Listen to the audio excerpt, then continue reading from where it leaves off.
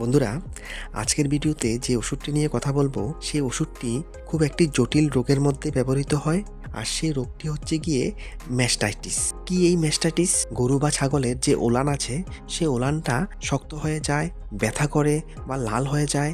কখন এটা হয়? যখন ডেলিভারি হওয়ার পরে বা বাচ্চা জন্ম দেওয়ার পরে, যখন বাচ্চা ঠিকভাবে দুধ না খায় বা যে পরিমাণে ওলানের মধ্যে দুধ আসছে সেই দুধগুলি যদি সঠিক পরিমাণে খালি না করা হয় বা এগুলিকে যদি বাট দিয়ে বের না হয় বা বাট দিয়ে যদি এগুলিকে বের করে না নেওয়া হয়, তখন কি হয়?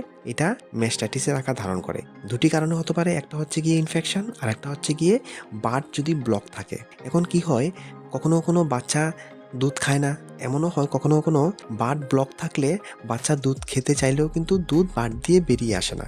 তখন কি হয়, যে পরিমাণে ওলানের মধ্যে দুধ আসে সেই দুধগুলি জমে শক্ত হয়ে ওলানের মধ্যে ম্যাস্টাইটিসের সমস্যা সৃষ্টি করে। তখন ওলান শক্ত হয়ে যায়, ব্যথা তৈরি হয়, সেই ব্যথার থেকে অনেক সময় জ্বর পর্যন্ত চলে আসে।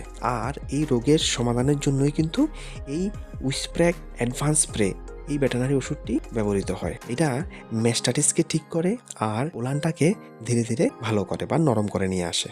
আমি একটি কারণ বলেছি যে বাট যদি ব্লক থাকে তখন এটা হয়।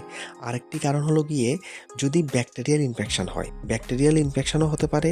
অনেক সময় যে বাচ্চা দুধ খায় সে বাচ্চার মুখের থেকে বা যে কোনোভাবে যদি গরুর বাটে বা ছাগলের বাট দিয়ে যদি ব্যাকটেরিয়া ভিতরে যায়, তখনও কিন্তু অনেক সময় সেই ব্যাকটেরিয়াল ইনফেকশনের কারণেও কিন্তু ম্যাস্টাইটিসের সমস্যা হয়ে থাকে।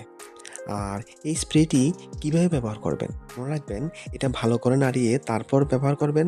প্রথমে যে এফেক্টেড ওলানটা আছে সেটাকে ভালো করে পরিষ্কার করে নেবেন। তারপরে সাফিসিয়েন্ট কোয়ান্টিটি ডেইলি ১ বার কি ২ বার করে স্প্রে করবেন যতদিন পর্যন্ত না এটা সম্পূর্ণরূপে ঠিক হয়। কী প্রিকশন আপনার নিতে হবে বা কী সতর্কতা অবলম্বন করতে হবে যখন আপনি এই ওষুধটি ব্যবহার করবেন? মনে রাখবেন, এটা কখনো চোখের কন্টাক্টে নেবেন না বা যখন স্প্রে করবেন এটাকে ইনহেল করবেন না বা নাক দিয়ে নিঃশ্বাসের সঙ্গে নেবেন না। আর এটাকে বাচ্চাদের থেকে দূরে রাখবেন। আর এটাকে কখনো পাংচার করবেন না। যদি এটা খালি থাকে তখনও কিন্তু এটাকে পাংচার করবেন না। আর এটাকে কখনো ৫০ ডিগ্রি টেম্পারেচারের বেশি টেম্পারেচারে এক্সপোজ করবেন না বা ৫০ ডিগ্রি টেম্পারেচারের বেশি টেম্পারেচারে এটাকে নিয়ে যাবেন না। মনে রাখবেন, এটাকে স্টোর করতে গেলে কুল ড্রাই প্লেসে স্টোর করবেন। হিট আর আগুন থেকে দূরে রাখবেন। ঠিক আছে বন্ধুরা, এই ভিডিওতে এতটুকুই। ইনফরমেশনগুলি ভালো লাগলে ভিডিওটিকে একটি লাইক অবশ্যই দেবেন। আর ভিডিওটি দেখার জন্য অসংখ্য ধন্যবাদ।